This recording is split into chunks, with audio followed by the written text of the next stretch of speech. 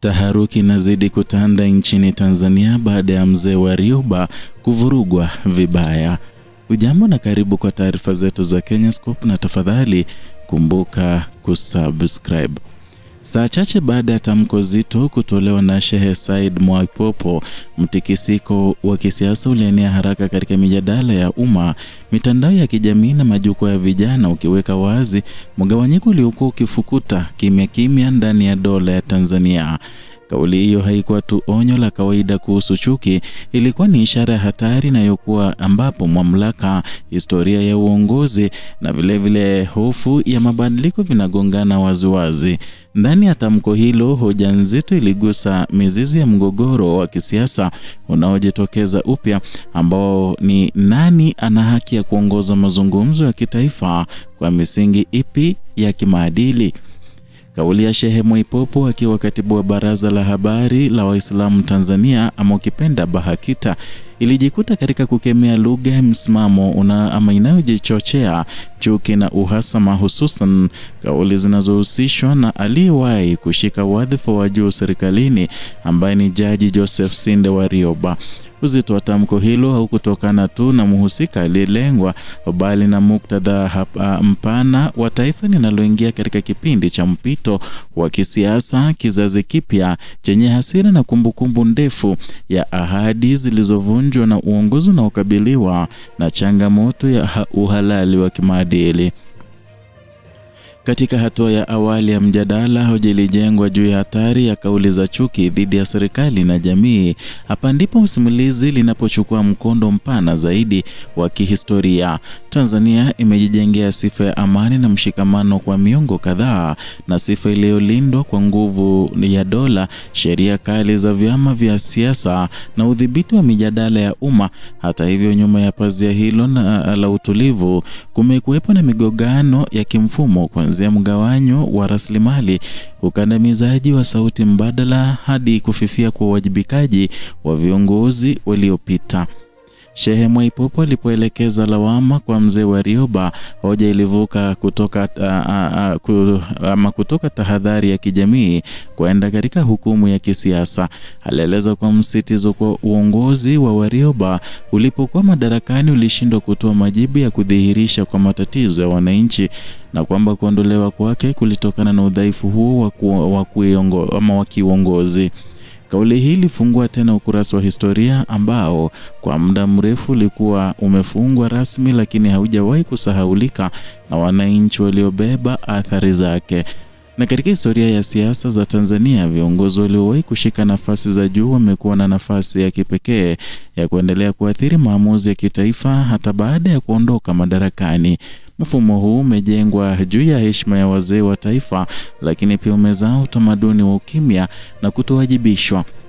Pale mmoja wao wanaporejea hadharani na lugha kali, mgongano hutokea kati ya kumbukumbu ya mamlaka ya zamani na matarajio ya kizazi kipya kinachodai uwazi na ukweli.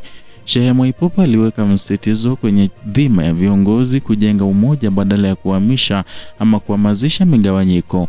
Kauli hii inachukua uzito zaidi inapowekwa katika muktadha wa miaka ya karibuni, ambapo Tanzania inashuhudia kukandamizwa kwa mikutano ya kisiasa, kukamatwa kwa wanaharakati na mazingira ya hofu yanayodhoofisha mjadala huru.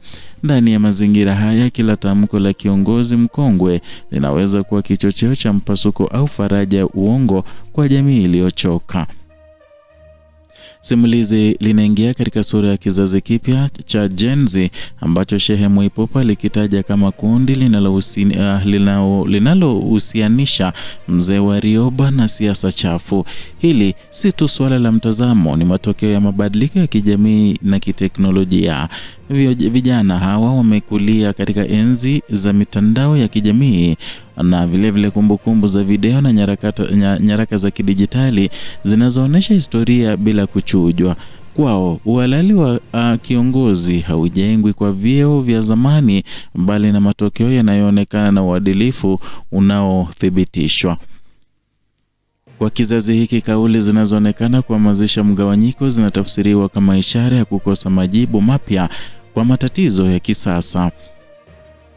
Ndiyo maana Shehe Mwaipopo alisisitiza kuwa vijana wanapaswa kuchukia kauli na vitendo vinavyozalisha fitina badala ya kuviunga mkono.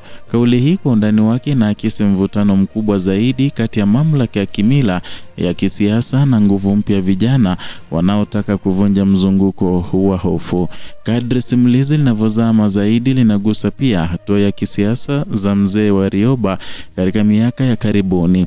Kuhusishwa kwake na shughuli ndani ya Chama cha Demokrasia na Maendeleo pamoja na kuonyesha nia ya kugombea urais katika uchaguzi wa Oktoba 29 mwaka huu kuliibua mjadala mpana kuhusu dhamira na mwelekeo wa siasa za upinzani. Zaidi ya hapo, taarifa za nia ya kuanzisha chama kipya cha kisiasa ziliongeza uzito wa hoja kwamba kinachojengwa si jukwaa la umoja bali vuguvugu linaloweza kuongeza mipasuko iliyopo. Katika historia ya Tanzania, juhudi za kuanzisha vyama vipya mara nyingi zimekumbwa na vikwazo vya kisheria na kisiasa.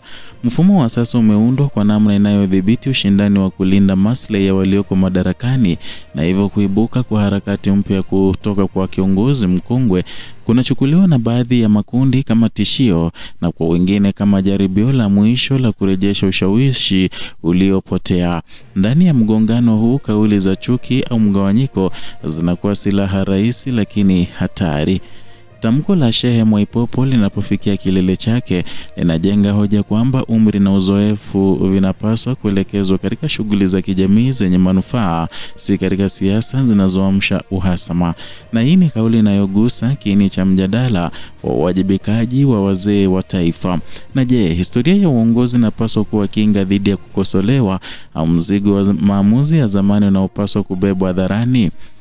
Kwa kuunganisha hoja hizi zote, msimulizi inaonyesha picha ya taifa linalosimama kwenye njia panda, na kauli za viongozi hasa wale waliobeba kumbukumbu za mamlaka za juu zina nguvu ya kuponya au kujeruhi.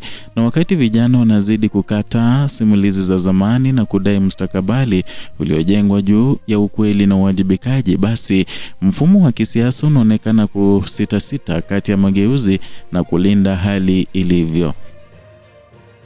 Mwisho wa simulizi hili hauleti faraja, unabeba onyo. Endapo kauli za chuki, fitina na mgawanyiko zitaachwa kuota mizizi bila kupingwa, Tanzania inajikuta ikipoteza kile ilichokijengea sifa kwa miongo mingi. Kimya cha jamii, hofu ya vijana na kuendelea kuheshimiwa kwa mamlaka bila uwajibikaji vitatengeneza mustakabali uliojaa migogoro iliyofichwa.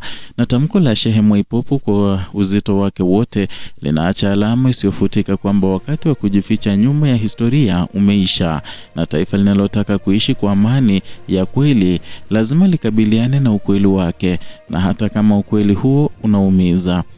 Ndio hayo tuliokuandalia kutokana na ujumbe wa Shehe Mwaipopo akimvuruga vibaya mzee Warioba. Zidi kuwa nasi kwa taarifa kama hizi na uchambuzi wa kina bila kupindisha wala kuegemesha upande wowote. Kumbuka kutupa support kwa kusubscribe, kulike na kushare video zetu ili uwe wa kwanza kuzipokea pindi tu tunapozileta hewani.